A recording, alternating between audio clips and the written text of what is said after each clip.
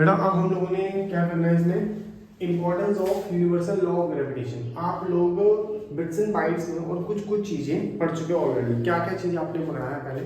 आपने universal law of gravitation पढ़ लिया, उससे स्मॉल जी पढ़ लिया, कैपिटल जी पढ़ लिया, ये सब चीजें आप ऑलरेडी कर चुके हो। अब हमने क्या करना है आज, importance of universal law of gravitation करना है। क्या उसकी इंपॉर्टेंस क्या है? ठीक है, कहते हैं the force that bind us to the earth. ये वो फोर्स है जो कि हम लोगों को अर्थ के ऊपर रोक के रखता है।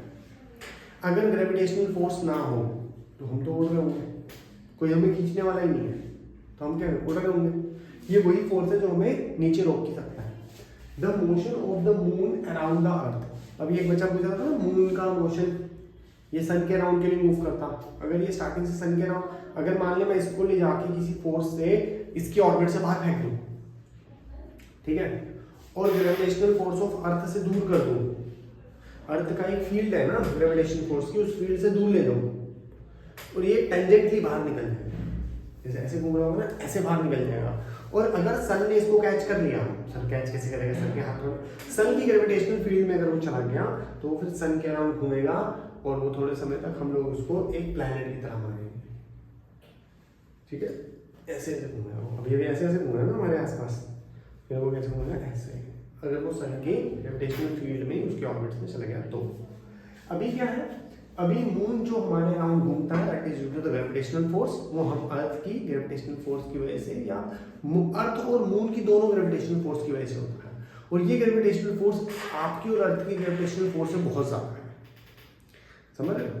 अभी the motion of the planets around the sun, जो सन के अराउंड प्लैनेट्स मूव कर रहे हैं वो भी इसी फोर्स की वजह से कर रहे हैं। अभी मैंने समझाया आपको, ठीक है ना।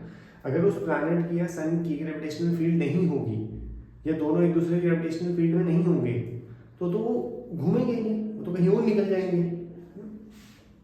The tides due to the moon and the sun, कह रहा है अर्थ के ऊपर जो समुद्र है, जो सी है, जो ओशन है, उसके अंदर हाई टाइड्स आती है, लो टाइड्स आती हैं। ये टाइड्स कैसे आ रही है? इसको ऐसे समझो, मैंने हाथ में ग्लास पकड़ रखा है पूरा भरा हुआ पानी से। मेरे को अगर किसी ने एकदम से ऐसे खींचा तो पानी छलक के नीचे गिर जाएगा, किसी ने इधर खींचा तो छलक जाएगा, किसी ने ऊपर खींचा नीचे आया पानी फिर भी गिरेगा। तो हो क्या रहा है अर्थ के साथ कि मून और सन दोनों इसको खींचते हैं, जिसकी वजह से टाइड्स बनती है। अब अर्थ से पानी तो बाहर गिर नहीं सकता क्योंकि वो ग्रेविटेशनल फील्ड ने उसको रोक के रखा हुआ है, लेकिन सन जो है, सन चाहता है कि अर्थ मेरे पास आए, ठीक है, लेकिन वो हो नहीं सकता क्योंकि सन के पास सेंट्रीफ्यूगल फोर्स है जिसकी वजह से वो अंदर नहीं जा रहा, ठीक है। ऐसा ही मून चाहता है कि अर्थ मेरे पास आए, वो भी नहीं हो सकता क्योंकि जो मून है उसके पास एक सेंट्रीफ्यूगल फोर्स है जिसकी वजह से वो घूम रहा है। वैसे तो अर्थ चाहता है कि मून मेरे पास आए और मून चाहता है अर्थ के पास, अर्थ उसके पास है, लेकिन दोनों एक दूसरे के पास नहीं जा रहे। क्यों? क्योंकि मून रिवॉल्व कर रहा है उसके अंदर। अगर रेवोल्यूशन खत्म हो जाए तो वो अर्थ खींच लेगा उसको अंदर। अगर वो रुक जाए, आज बोले आज मेरा मूड नहीं है, मैं नहीं घूमूंगा, अर्थ बोलेगा फिर अंदर आ, ठीक है, तबाही अर्थ की भी होगी, अलग बात है, लेकिन आ जाएगा। टाइड्स कैसे बनते हैं समझ आ गई?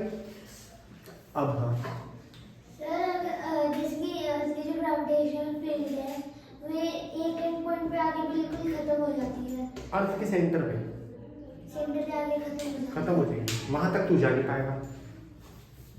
तो सर अगर हम जैसे अगर वो रिवॉल्यूशन कर रहा है अर्थ के अराउंड, उसको अगर सेंटर तक ले आए, नहीं, अगर हम उसकी मोशन रोक दें, उसे एक स्टेट प्लेस पे रोक दें तो उसको कोई फिर जगह दे, कोई स्टेशन बना उसका जहाँ पे उसको रोकेगा।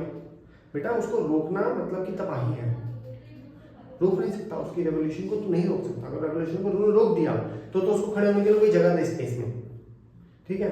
और अगर वो अभी जैसे कि अर्थ की वो ग्रेविटेशनल फील्ड में है, रोकते ही वो अंदर आ जाएगा। पहले तो रोक नहीं पाओगे उनको, सेकेंडली अगर रोक दिया तो वो अर्थ के अंदर आ जाएगा, अर्थ का भी काम खत्म, ठीक है।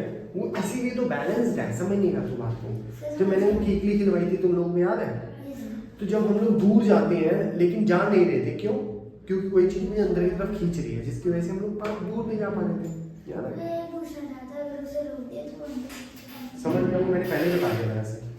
अब आता फ्रीली फॉलिंग, मतलब कोई चीज को अर्थ के अंदर मैं छोड़ दूं तो वो कहाँ जाता है? नीचे चला जाता है।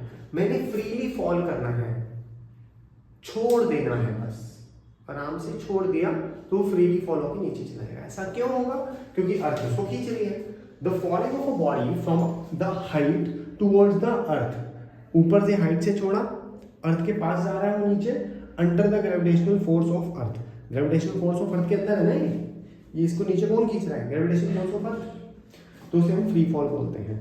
Acceleration of free fall does not depend on a mass, क्योंकि हम लोग ये प्रूव ऑलरेडी कर चुके हैं पिछली वीडियो के अंदर। क्या बोला था हम लोगों ने? एक्सेलरेशन ड्यू टू ग्रेविटी जो है वो मास ऑफ ऑब्जेक्ट के इक्विवेलेंट नहीं होती, वो तो मास ऑफ ऑब्जेक्ट कट जाते हैं, याद है? तो जी जो होता है वो mass of earth into capital G upon radius of earth के ऊपर डिपेंड करती है, मास ऑफ ऑब्जेक्ट के ऊपर डिपेंड करती ही नहीं है, ठीक है। लेकिन आप अर्थ के अंदर ये काम करके देखोगे तो एक चीज नीचे पहले पहुंचेगी और दूसरी बाद में। मान लीजिए मैंने एग्जांपल के लिए ये ढक्कन ले लिया और एक पेपर ले लिया, दोनों को एक साथ फेंका तो पेपर आराम से नीचे पहुंचेगा, ये एकदम से पहुंच जाएगा।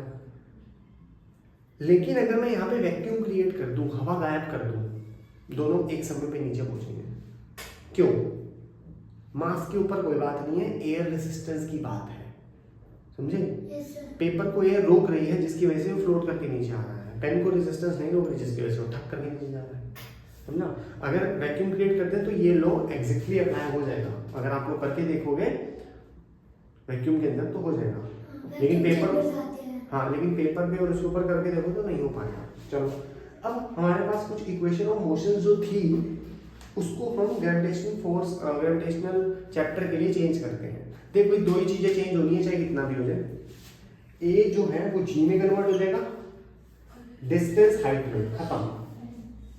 जहां ए लिखा है वहां जी आ जाएगा, जहां डिस्टेंस लिखा है वहां एच आ जाएगा। That's it. क्लियर है यहाँ तक? और इसके बाद हम लोग नेक्स्ट क्लास के अंदर इसके कुछ क्वेश्चंस करेंगे। That's it.